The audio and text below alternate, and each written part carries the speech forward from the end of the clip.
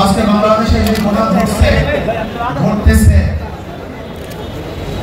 গোটা দুনিয়ার সামনে মুখ দেখাবার মতো মুখ আছে বলে আমি মনে করি না। যে দৃশ্য দেখেছি মিটফোর্ডে, আমি নিজেই ভয় পেয়ে গেছি। মানুষ এভাবে কুকুরকে মারতে পারে না। কয়েকদিন আগে ভোলা তজিমুদ্দিনে স্বামীকে বেঁধে রেখে গণহারে তার স্ত্রীকে ধর্ষণ করেছে। আজকে চাঁদা না দেওয়ার কারণে মা সামনের থেকে যুবককে তুলে এনে হত্যা করা হচ্ছে।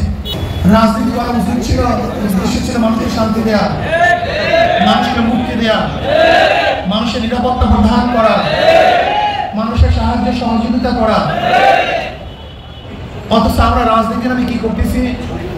খুন, ধর্ষণ, দখলদারি, জুলুম, অত্যাচার, অবিচার, এমন কোন হীন খারাপ কাজ নাই যে আমরা করছি না রাজনীতির নামে। আমরা কি দেখি? যখনই চাঁদা ধরা পড়ে বহিষ্কার করা হয়। বিএনপি পর্যন্ত 3000-এর উপরে বহিষ্কার করেছে।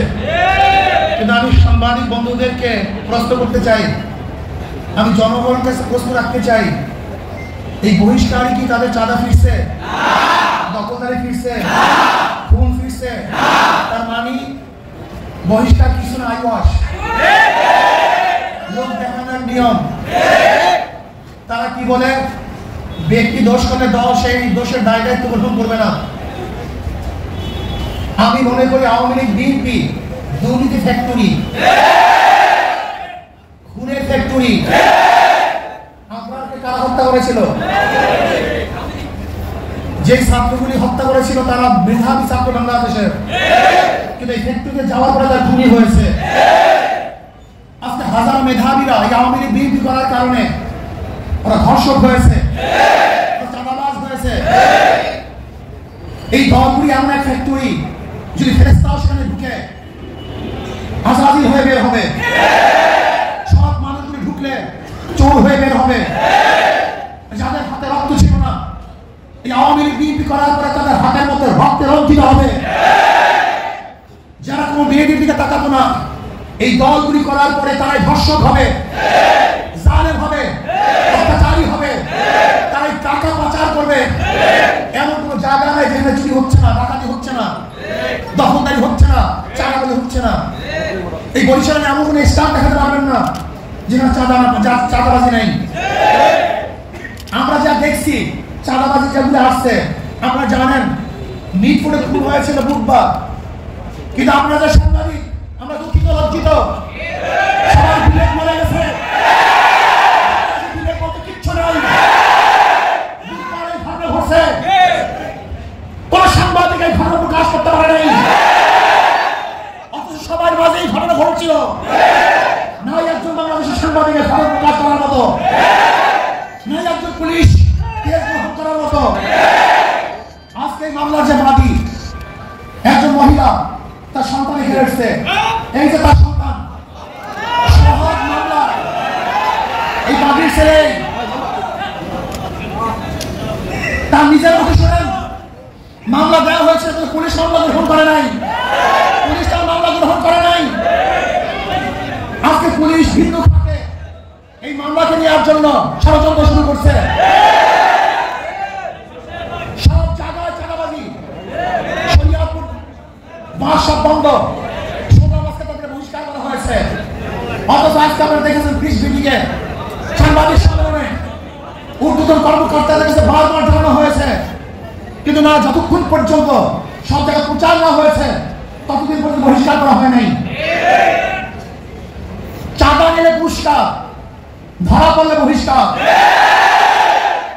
ভাইরাল হলে গ্রেফতার। ঠিক ভেবেছেন বাংলাদেশের মানুষ বোকা? আজকে আমাদেরকে জিম্মি করে ফেলছে। দল এই খুনের দায় দায়িত্ব গ্রহণ করবে না। আমি স্পষ্ট ভাষায় বলতে চাই, এই খুনের দায় দায়িত্ব তারেক জিয়াকে গ্রহণ করতে। আজকে বিএনপি ক্ষমতা যাওয়ার আগেই তার পতন কামনা করা। বাংলাদেশের মানুষ চায় না এই চাঁদাবাজ, দখলদার, খুনি, ধর্ষক, জালেমের গোষ্ঠী বাংলাদেশের রাস্তায় বসো। আমি ঘুমাতে পারিনি। ওই দৃশ্যটা আল্লাহর কসম, আমি শুধু ওই দৃশ্য আমার চোখের সামনে ছিল, আমি বিশ্বাস করতে পারিনি। মানুষ জানতেন কিভাবে, এত অত্যাচার কিভাবে হয়। জালেমের গোষ্ঠী, খুনির গোষ্ঠী, শোনো, এক আবু সাইদের হত্যায় আওয়ামী লীগের মাসনাদকে ধ্বংস করে ফেলেছে। লিখে রাখো, 100 হত্যায় বিএনপি বাস্তাচস্তা হয়েছে। শোনো, তোমরা ভেবেছ গরু হত্যা মামলা বিএনপি ক্ষমতা আসবে, এই ভয়ে তোমার সামনে সামনে মাথা নত করবে। শিয়াল মাথা নত করতে পারে, ইঁদুর তোমার সাথে মাথা নত করতে পারে, নবীরা তোমার সাথে মাথা নত করতে পারে, দুর্নীতিবাজরা তোমার পায়ের মধ্যে তৈলাক্ত করতে পারে।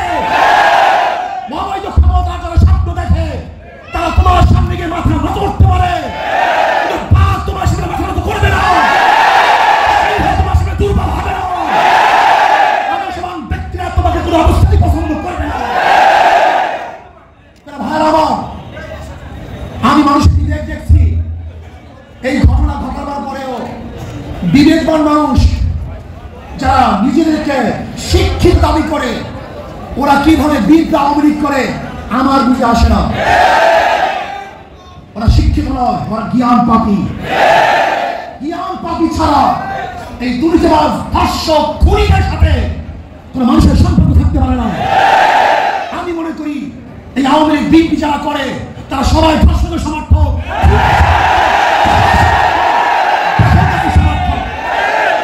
মানে ভদ্র মানুষ যাদের মধ্যে ভদ্রতা আছে, আদর্শবান যারা আদর্শ লালন করে, যারা জাতিকে মুক্তি দিতে চায়, এই বাংলাদেশের গোটা দুনিয়ার সামনে উঁচু করতে চায়, তারা কোনো অবস্থাতে আওয়ামী লীগ বিএনপি করতে পারে না।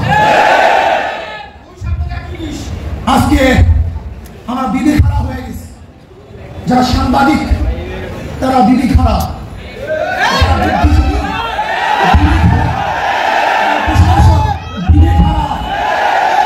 এই বাংলাদেশকে নতুন ভাবে করতে হবে, মানুষকে আদর্শবান করতে হবে।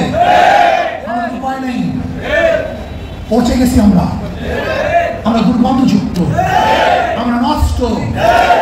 এদের সাথে যারা মিলবে তারা দুর্গন্ধযুক্ত হয়ে যাবে, সংক্রমণ ব্যাধি হয়ে গেছে। এই দলগুলির মধ্যে যারা থাকে, যারা আসছে, একজন ভালো আদর্শ নিয়ে বের হতে পারেনি।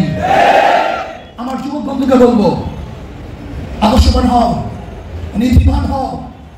এই দেশকে বিনির্মাণ করতে হবে, এই দেশকে গড়তে হবে, মানুষকে আশ্রয় দিতে হবে, জুলুম মুক্ত দেশ করতে হবে, চাঁদা মুক্ত দেশ করতে হবে, সন্ত্রাস মুক্ত দেশ চাই। এই দেশের মধ্যে সন্ত্রাস থাকবে না, চাঁদাবাজি থাকবে না, জুলুম থাকবে না, অত্যাচার থাকবে না, অবিচার থাকবে না, আমার মেয়েরা ধর্ষিত হবে না, চাঁদা দিয়ে কার ব্যবসা করতে হবে না। এরকম দেশের জন্য চেষ্টা করো, সাধনা করো। ইনশাআল্লাহ ইসলামী আন্দোলন বাংলাদেশ পারবে এই দেশকে একদিন শান্তিতে মুক্তি দিবে। আলহামদুলিল্লাহ, ইসলামী দল লক্ষ্য হচ্ছে, আশা করি ইনশাআল্লাহ ইসলামের নামে একটা বাক্স আমরা দিতে পারি। তার বেঈমানরা বুঝবে, খুনিরা বুঝবে, ধর্ষকরা বুঝবে, কত ধানে কত চাল। বারবার ঘুঘু তুলি, এবার ঘুঘু তোমার চাবে না।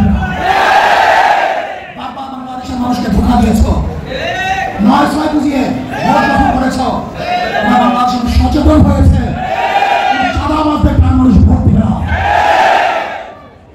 যারা বিগত দিনে দুর্নীতি মামলা চ্যাম্পিয়নশিপ লাভ করেছে, যারা অবৈধ নির্বাচন উপহার দিয়েছে, যারা চাঁদাবাজি করার কারণে দেশ থেকে মানুষ বিতাড়িত করেছে, দ্বিতীয়বার তাদেরকে মানুষ ভোট দিবেন ইনশাআল্লাহ। চাঁদাবাজের বিরুদ্ধে হবে ইনশাআল্লাহ।